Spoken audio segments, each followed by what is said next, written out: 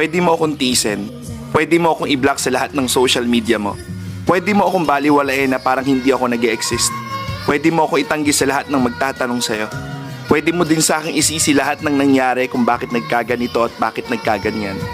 Pero hindi mo pwedeng ikaila na isa ako sa mga taong umunawa sa'yo nung halos wala nang umiintindi sa'yo. Isa ako sa pumiling mahalin ka ng buo kahit sa panahong hindi ka kamahal-mahal.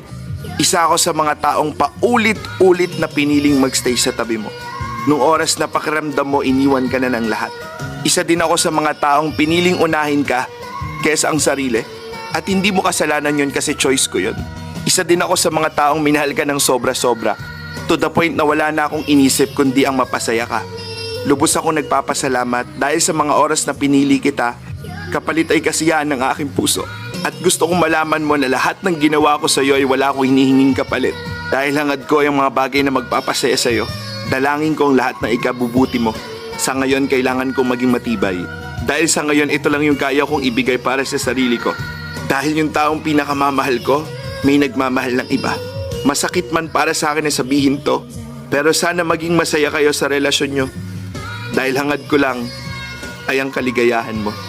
Mag-iingat ka palagi, alagaan mo yung sarili mo. At sana wag mong biglang iwanan yung mga taong hindi ka iniwanan sa panahong walang-wala ka. I love you for the last time.